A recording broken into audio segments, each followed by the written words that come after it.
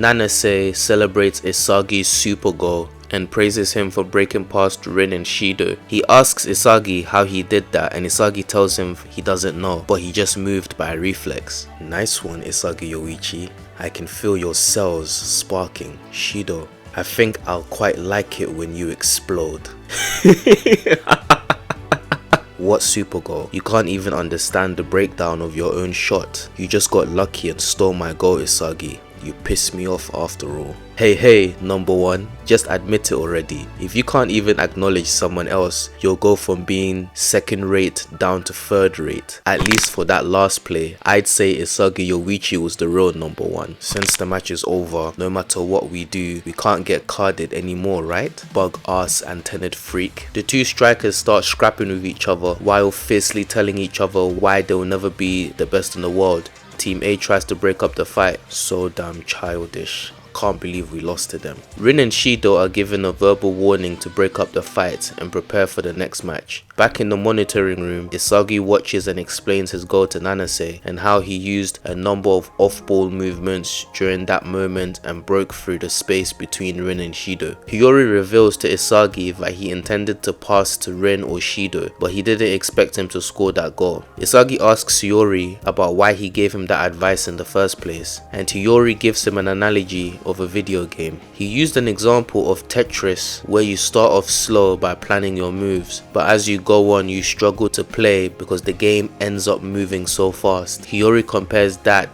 to Rin and Shido's speed. He emphasizes the importance of understanding, thinking and acting the game you are playing. The best gamers are able to process that information at a high speed and play accordingly. That method can also apply to football. Isagi thinks back to that play and understands that he processes abilities simultaneously, the positioning of other players, the appropriate weapon for the situation, and where the next pass will come. Doing this at high speed, he was able to arrive at the right point to score. But in reality, the reason why Isagi was able to do that is because of all of the skills he built up from the first selection until now. So in other words, it's not the software that has been upgraded, but rather the hardware. Isagi then thanks Hiyori and Nanase for their support, because if it hadn't been for their plays as well as Rin and Shido fighting among themselves, he would have never been able to move the way he did. Nanase tells Isagi plainly that he was able to only catch up to him because Rin and Shido's movements felt like a completely different dimension, but Isagi was easier. Isagi doesn't take any offense to this and praises Nanase for that play. Nanase also commends Hiyori for his performance as well,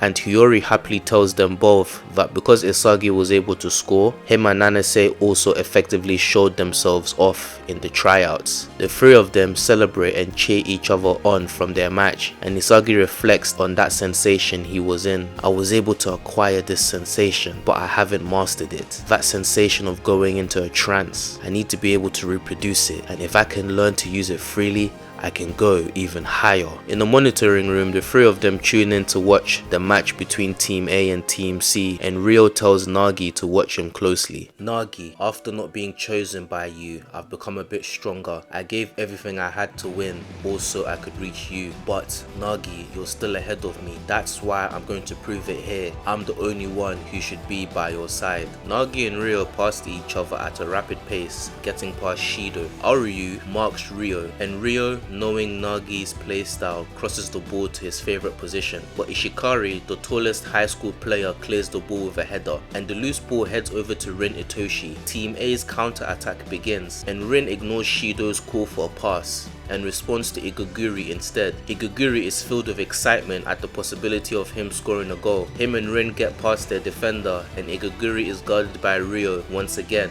and he's at a crossroads on who's to pass it to, Shido or Rin. Which genius should I stick to? I'm standing at the crossroads of my fate. Which one will be able to pull me up to the next stage? I can't pick the wrong genius. Which one? The f are you doing, Igaguri? You want me to smash your fucking head in? Igaguri, out of fear, passes the ball to Shido. As the ball heads over to him, Gagamaru, with his incredible reaction speed, leaps into the air and blocks the pass with the back of his right foot. As he tumbles, the ball is received by the 5th best player in Blue Lock, Yukimiya Kenyu. It's a 1v1 between Yukimiya and Rin, and the number 5 performs a scissor feint, shifting his opponent's center of speed, and bursts past Rin Itoshi with explosiveness. Football is the most basic form of one-on-one. If I can drag the situation to that, I can proudly say I'm the strongest in Japan. Yukimiya's playstyle is one that relies on his physique and speed. Unlike Bachura, who uses a more creative and technical type of dribbling to get past rivals, Yukimiya's rigid dribbles push past using his speed and power. This is Yukimiya Kenyu's football, the one-on-one emperor style. Yukimiya is guarded by two defenders and REO calls out to him to pass the ball, but Kenyu ignores him and intends to score a goal by himself. Despite the goal being 30 meters away, he shoots and the trajectory of the ball moves upwards and starts descending sharply. This is his signature shot, the gyro shot. Just as the ball is about to go into the corner of the net, REO is seemingly there to stop it, but so is someone else. Nagi traps the ball with his pinpoint precision and he scores the first goal for Team C. Sorry glasses, I stole it.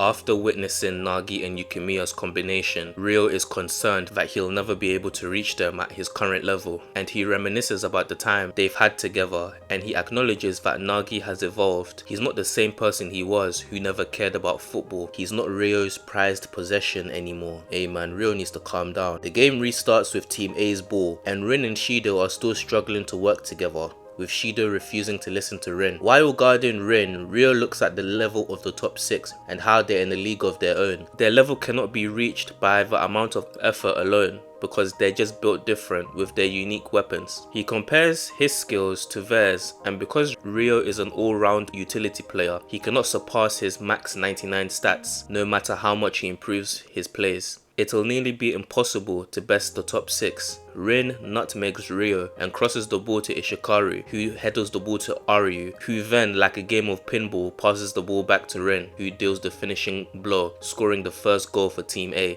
Rin orchestrated that sequence of play to prevent Shido from getting a touch of the ball. REO then starts to reflect on his life growing up in a wealthy family, getting everything he's always wanted, good grades, girls, you name it. But the one thing he could never attain is the most coveted prize in football, the World Cup. The world's best striker, the world champion, that's the only thing on their minds. The insane hunger, drive and singular focus of wanting to be the best. Those qualities are what make them shine amongst the rest. But REO is different from the rest of the players here. He's an heir to a multi-billion yen empire, so even if he was to fail in Blue Lock, his life will be just fine. He can go back and allow his life to be dictated for him. It's bullshit. Even if I go back there, all I'll find is boredom. What I really want is here. No, it exists only here in Blue Lock. If my dream is something already bound to disappear miserably, then I'll throw it all away and I'll become an idiot myself. As the game restarts, Yukimiya effortlessly dribbles past Igaguri, but is stopped by Rin, who clears the ball with a tackle.